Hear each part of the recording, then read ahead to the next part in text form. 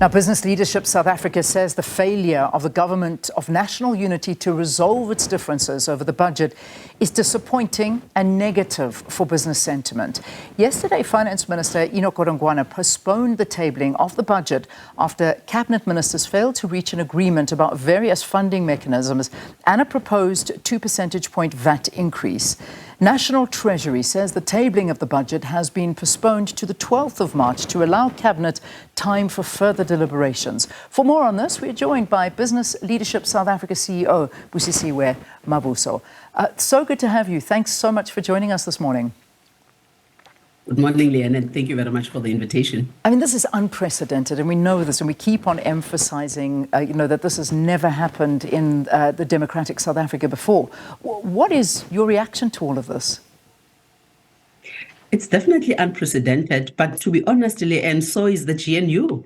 In this democratic South Africa, we have never had a multi-party government. It's always been a one-party government. So somehow we were probably maybe naive as a country to think that it would be business as usual and to think that absolutely everything is going to remain functioning the same after, you now have 11 political parties who make up government. So I think that is the first. But be that as it may, what happened yesterday is very unfortunate.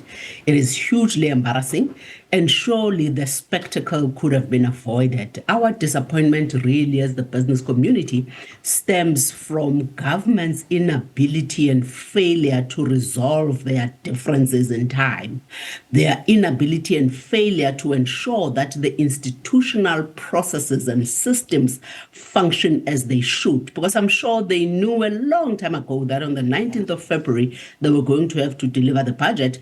And that machinery of putting the budget in place surely also started a long time ago. So whether it was consultations that needed to happen or whatever that needed to happen has failed. So this therefore shows an institutional failure. And I think this is what we're probably maybe going to have to look at fixing, going into the future.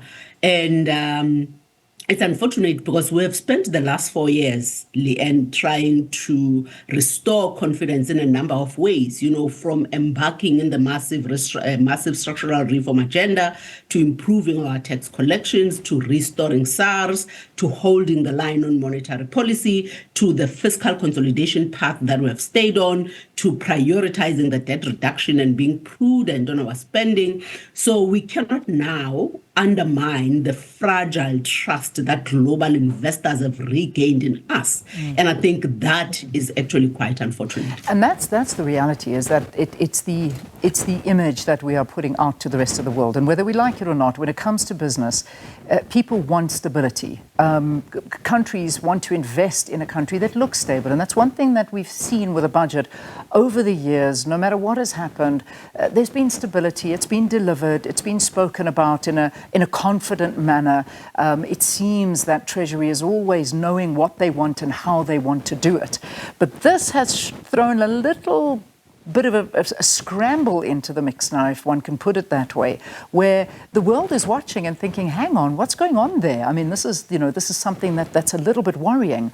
How much does something like this, even though there is a date, and that's the good thing, it has been postponed to a date that we now have, which I think alleviated a lot of the issues that we may have seen happening with the currency and the bond markets. I mean, there was a drop, but not as much.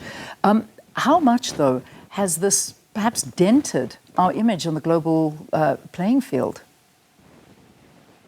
And to your point, I really think that the fact that we have now issued a date immediately, yesterday I think was a good thing, but the rand was actually affected, so the markets reacted. So this tells you that it was actually shocking for investors, investors locally and investors abroad.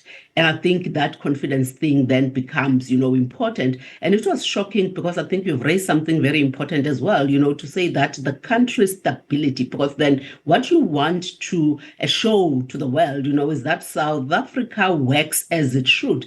And in all honesty, Leanne, that is the one thing that South Africa continues, to hold, or rather to be, when you compare us to some of our African sisters and brother countries, in the continent, the systems in this country work. There are processes, to ensure that we churn out the things that we actually need to churn out, and I think the confidence in our country precisely stems from that, that the system, to a large extent, as much as we see it as very much broken, it is still quite functional compared to what's happening in the rest of the continent. And I think once we start on this trajectory, you wonder, the permanent damage that then happens, to the rest of the international community, as it were. But I think for me, the critical thing that we should not miss in all of this, Leanne, is that this shows that the parties of the government of national unity are able to stand their ground, that they are not going to rubber stamp decisions and positions that they do not believe in, that what we have here in South Africa right now is not business as usual. But as they do that, they should demonstrate that doing so leads to an improved outcome. So what we're going to experience on the 12th of March had better be, a budget that is actually going to put the growth of the economy first, because you can't have such a spectacle, postpone it to the 12th of March, and have another disaster on the 12th of March. So honestly, they are going to have to lock themselves up in the room, and come up with a very coherent budget that is actually going to make up for this unfortunate incident that we actually experienced. And I have no doubt that they're actually going to do that in the last 10 months, and they've actually worked very well. Indeed. I really think that we have had more successes as the GNU than we have actually had failures. So I wouldn't rush to say that this is a failure of the GNU, because honestly, I think when you look at what we have failed on and what we have succeeded on, there is no denying that we've actually had more successes than failures. And I certainly do tend to agree with you on that point that you've made there about there are more successes than not, because I think we can read into what happened yesterday, even though the circumstances should never have been that way. The fact that there are discussions and people are listening to each other, and we are taking cognizance of how the parties feel.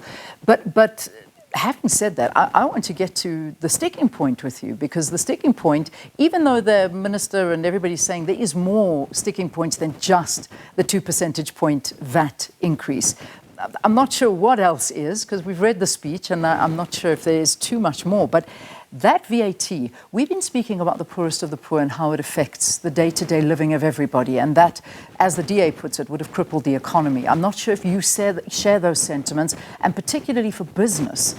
What are the repercussions of that on business if it went ahead?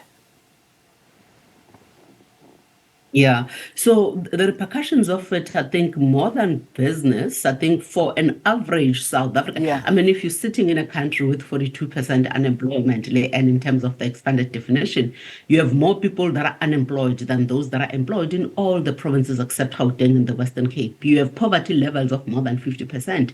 So this means that the cost of living, we've already 2 years ago, we were saying to us as South Africa that one of the biggest risks that your economy faces is the cost of living crisis. So this just actually escalates that. It actually makes it worse, because the average South African is under serious pressure. A lot of people don't have disposable income. So if you even take into account, the shocks that could be coming from the US, you can imagine, how disastrous, a 2% VAT increase is actually going to be, because those shocks that are actually coming from the US could, mean, that there could be more jobs lost. So who are you charging this VAT to? And it's not like increasing pay as you earn, because then that people that are employed, probably might have a way of absorbing it.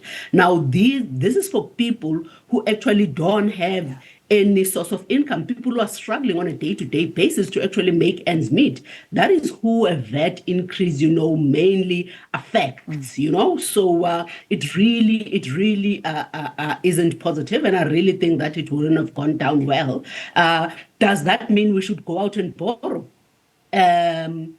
No, because we can't borrow ourselves out of this mess, Leanne. I think we need to continue to ensure that we live within our means.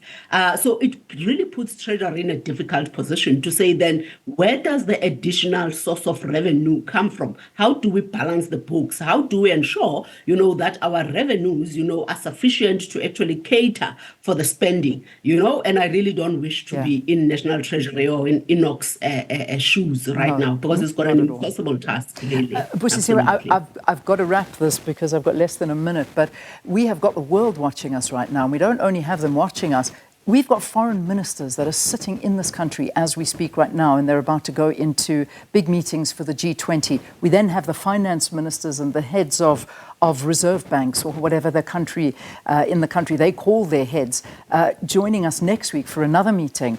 I mean, this is not a good note to kick off on for the G20, I imagine, for image.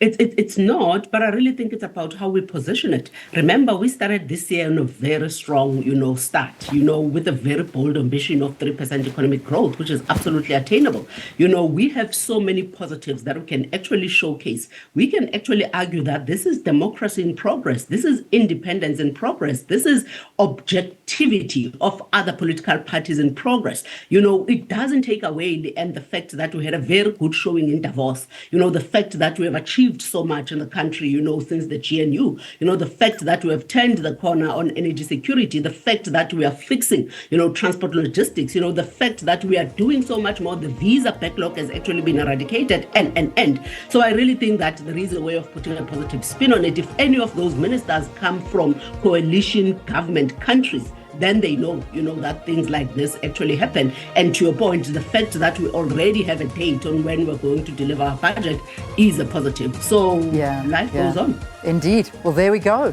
Thank you. Thank you so much for weighing in there. And certainly it is. And I think that's what a G20 gathering is also about. People that are gathered around a table listening to other opinions and accepting that that is not the view of the world, and try and find a way that you can move forward. Love that one. Busisiwe and Mavuso, thank you for joining us. Business Leadership South Africa CEO reacting to the budget postponement.